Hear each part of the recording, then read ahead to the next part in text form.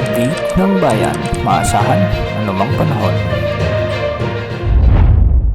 Magandang oras po sa ating lahat. Narito ang update sa lagay ng panahon at sa bagong low pressure area na namataan ng pag-asa sa silangan ng Mindanao.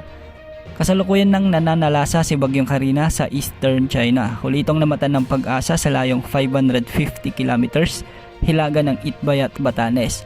Taglay ang lakas ng hangin na umaabot sa 120 kilometers per hour at pagbugsong umaabot sa 180 kilometers per hour. Ito ay kumikilos ng hilaga sa bilis na 10 kilometers per hour.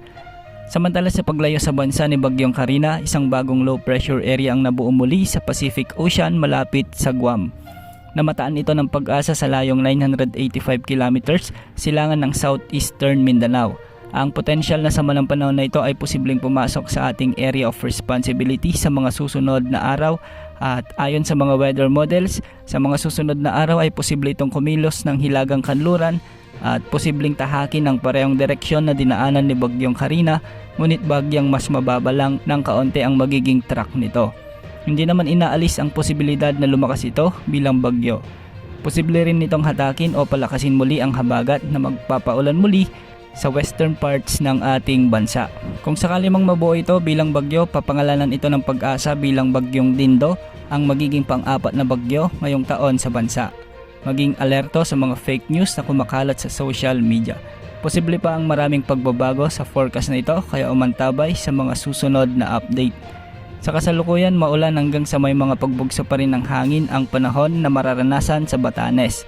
Samantala makikita pa rin sa ating satellite imagery ang makakapal na kaulapan sa West Philippine Sea lalo na sa kanluran ng Northern Luzon. At ito ang habagat na hinihila o pinalalakas ni Bagyong Carina.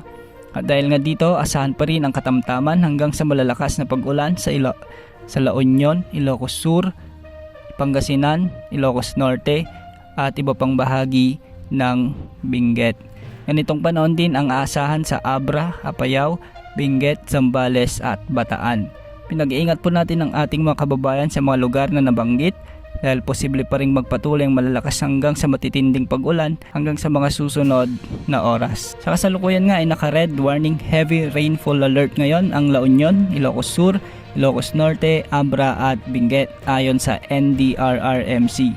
May paminsan-minsang ulan din sa natitirang bahagi ng Cordillera Administrative Region, sa natitirang bahagi ng Metro Manila, Pampanga, Bulacan, Cavite, Batangas at Occidental Mindoro.